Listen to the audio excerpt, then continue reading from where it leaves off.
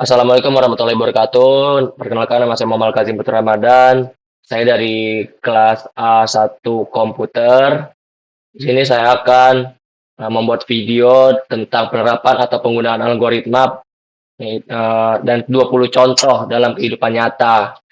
Apa sih algoritma itu? Nah, algoritma adalah urutan-urutan langkah yang logis, sistematis, dan terstruktur yang digunakan untuk menyelesaikan suatu masalah atau mencapai tujuan tertentu. Penjelasannya sederhana, seperti ini. Algoritma itu seperti resep masakan. Kalau langkahnya benar dan terurut, hasilnya juga benar. Kalau uh, langkah-langkahnya atau urutannya tidak benar, maka makanan itu tidak akan jadi. Nah, untuk contohnya ada di sini.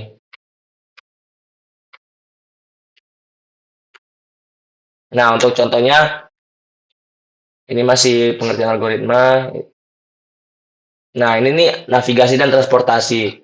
Yang pertama ada contohnya Google Maps atau rute tercepat. Nah, ini nih menggunakan algoritma di Sabta atau A bintang untuk menghitung jalur terpendek di antara titik-titik, bisa disebut node juga, pada peta digital sambil mempertimbangkan data kemacetan sebagai variabel beban. Nah, jadi itu dia mengambil jalur tercepat ataupun eh, jalan tercepat untuk mencapai tujuan. Nah, itu langkah-langkahnya dengan menghindari data kemacetan. Yang kedua ada lampu lalu lintas pintar, menggunakan sensor kamera dan algoritma visi komputer untuk menghitung jumlah kendaraan. Jika satu sisi sangat padat, algoritma memberikan durasi lampu hijau yang lebih lama. Nah, ketika padatnya jalan raya oleh kendaraan-kendaraan, maka lampu hijau bisa dilamakan. Itu salah satu contoh algoritma di navigasi dan transportasi. Yang ketiga ada aplikasi ojek online. Nah, ini matching ya untuk menemukan atau ngepasin ojol mana sih atau driver mana sih yang cocok.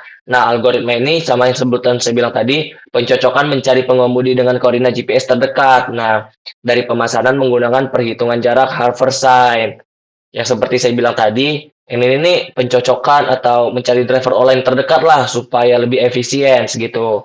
Nah, yang keempat ini ada sistem autopilot mobil. Ini tuh memproses jutaan data dari sensor lidar atau kamera secara real time untuk mengambil keputusan. Dalam keputusan itu ada berhenti, belok, atau akselerasi secara real time untuk mengambil keputusan itu. Itu menggunakan algoritma pembelajaran mesin. Nah, yang kedua itu ada media sosial dan hiburan. Sepertinya ada TikTok, FYP, atau bisa disebut For Your Page. Nah, ini menggunakan algoritma kolaboratif, filtering, dan analisis konten. Nah, itu tuh mengukur berapa lama sih Anda menonton video tertentu untuk memprediksi minat mana sih Anda menonton itu. Nah, jadi itu dia menggunakan fitur FYP. Ketika Anda menonton video contohnya drama Cina, itu lebih dari semenit. Nah, algoritma itu membaca bahwa Anda tuh ingin menonton drama Cina yang lain. Jadi itu dia memberikan video ke kita itu drama Cina semua. Yang kedua ada rekomendasi Netflix. Nah, menganalisis keamanan pola antara profil Anda dengan jutaan pengguna lain. Jika Anda suka film A dan orang lain juga suka film A, sebentar. Rekomendasi Netflix. Nah, saya ulangi ya. Menganalisis keamanan pola antara profil Anda dengan jutaan pengguna lain. Jika Anda suka film A dan orang lain yang suka film A juga suka film B, maka film B akan disarankan kepada Anda. Kenapa seperti itu? Karena orang lain juga menyukai film A. Nah, itu tuh sama dengan Anda tadi. Ketika orang lain suka film A, Anda suka film A, tapi orang lain itu menyukai film B juga, maka algoritmanya di rekomendasi Netflix itu diberikan kepada Anda sesuai dengan film B tadi. Nah, yang filtering atau Instagram atau Snapchat lah. Menggunakan algoritma face detection untuk memetakan titik-titik kunci pada wajah, mata, hidung, mulut secara instan agar efek visual bisa menempel dengan pas. Nah, itu algoritma itu mencari wajah. Nah, ketika wajah Anda didetek, maka filter-filter atau efek-efek yang Anda gunakan itu akan kedetek secara instan. Jadi tidak usah manual lagi diedit-edit. Nah, yang keempat ada Spotify Daily Mix, mengelompokkan lagu-lagu berdasarkan karakteristik audio, mau itu tempo, kunci nada, tema lagu, atau apapun itu dengan riwayat putar Anda menggunakan algoritma clustering. Nah, Yang ketiga itu ada keuangan dan perbankan. Deteksi penipuan kartu kredit, algoritma memantau pola transaksi jika ada transaksi besar di lokasi yang tidak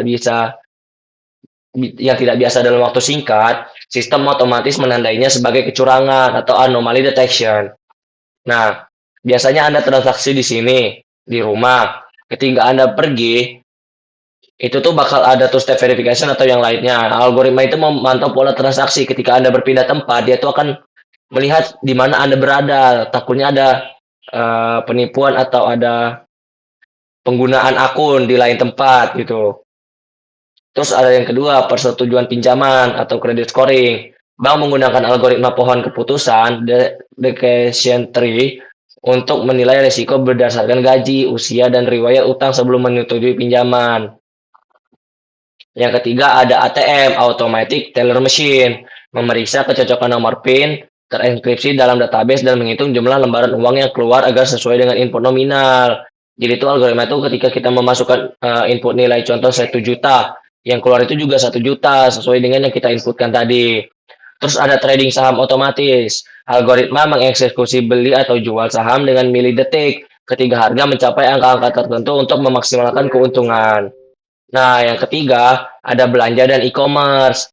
Nah, itu tuh ada dynamic pricing atau harga dinamis. Algoritma mengubah harga tiket pesawat atau hotel berdasarkan tinggi rendahnya permintaan pada jam tertentu. Nah, atau dynamic pricing ini bisa dibilang filter lah untuk memfilter harga mana sih yang lebih terjangkau untuk penggunaan transportasi ini gitu. Terus yang kedua ada saran produk di marketplace. Nah, ini menggunakan algoritma asosiasi seperti sering dibeli bersama untuk menampilkan produk perlengkapan saat Anda membeli sebuah barang. Ini nih ketika orang lain membeli komputer contohnya itu kan masuk ke elektronik. Nah, itu tuh akan dimunculkan di marketplace Anda karena orang lain tuh pada banyak beli di komputer, di elektronik. Ketika membeli sepatu, contohnya di fashion. Nah, itu tuh akan dimunculkan kepada Anda di fashion juga. Terus yang ketiga ada manajemen inventaris. Nah, algoritma ini memprediksikan kapan stok barang digunakan akan habis berdasarkan tren penjualan musiman agar pemesanan ulang terjadi otomatis. Terus yang keempat ada keamanan produktivitas. Itu ada filter spam email, itu menggunakan algoritma naive Bayes untuk menghitung probabilitas sebuah email berisi kata-kata kunci tertentu seperti hadiah, menang, atau klik di sini yang mengarah pada spam. Intinya tuh dia mengarahkan email-email atau pesan-pesan tertentu dengan kata kunci hadiah, menang, klik di sini ataupun dan lainnya ke arah spam untuk membuat email Anda itu terlihat bersih dari spam-spam itu. Terus yang kedua ada Google Search. Nah, algoritma PageRank ini menggunakan kualitas sebuah website berdasarkan beberapa banyak situs lain yang memberikan link ke situs tersebut sebagai referensi. Yang ketiga ada Face ID atau sidik jari. Itu mengonversi data biometrik menjadi kode unik atau khas dan membandingkannya dengan kode yang tersimpan di memori perangkat. Nah, ketika Anda menggunakan Face ID contohnya, itu tuh muka kita tuh dideteksi dan itu menjadi data biometrik. Dan begitu juga sidik jari. Nah, itu tuh bakal tersimpan dengan kode yang tersimpan di perangkat.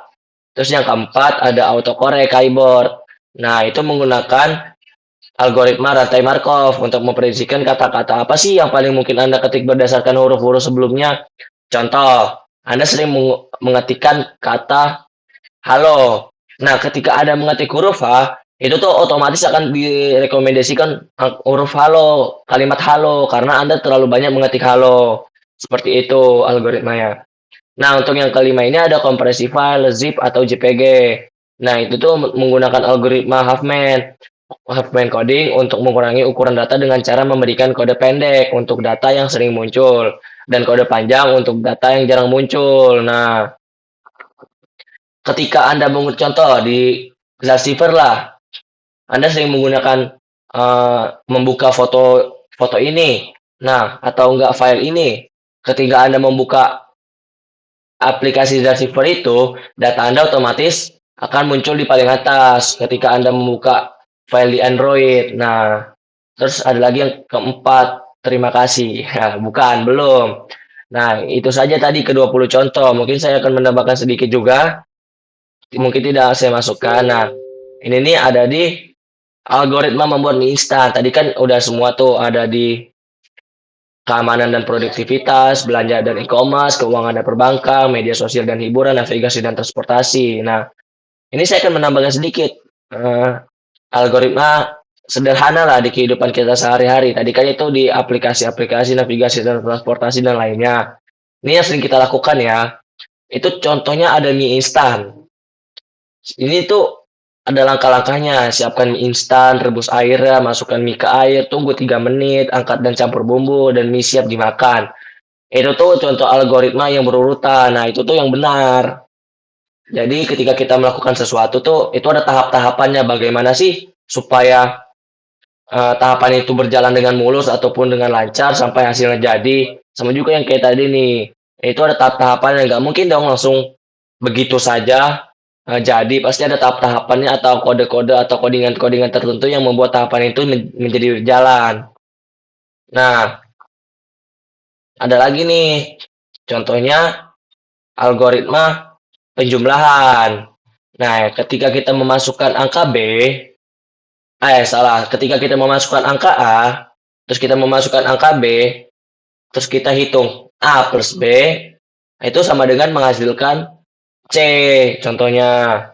Nah, kenapa bisa seperti itu?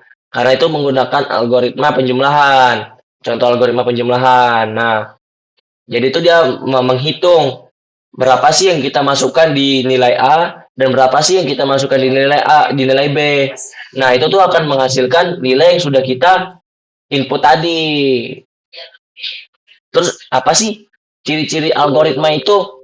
Nah, ciri-ciri algoritma itu yang jelas, itu tidak ambigu atau tidak samar-samar, itu tidak jelas. Nah, yang kedua terurut. Ini yang saya bilang tadi. Ini terurut nih wajib nih. Mungkin nomor satu lah kalau menurut saya pribadi. Kenapa? Karena ketika kita melakukan sesuatu, ketika kita membuat sesuatu, kalau tidak terurut, maka semuanya akan gagal atau tidak berjalan. Nah, yang ketiga ada awal dan akhir. Ada pembuka, ada penutup. Contohnya dalam codingan ada pembuka apa gitu. Terus ada juga penutupnya dengan titik koma, pembuka juga dengan titik koma. Nah, kalau yang kelima, yang keempat, sorry, maaf. Itu ada efektif dan efisien. Nah, kita tuh mencari jalan gimana sih supaya kita menuju ke sana tuh efektif, jalan apa saja sih yang harus kita lewati. Nah, kita tuh mencari jalan yang sangat efisien. Nah, efisien itu lewat mana kita mau berjalan, atau lewat dalam, atau lewat luar. Nah, seperti itu. Mungkin itu saja dari saya. Mohon maaf lahir buta Ramadan, kurang lebihnya mohon maaf. Jika ada kesalahan, tolong dimaafin. Wabillahi taufiq wal hidayah. Wassalamualaikum warahmatullahi wabarakatuh.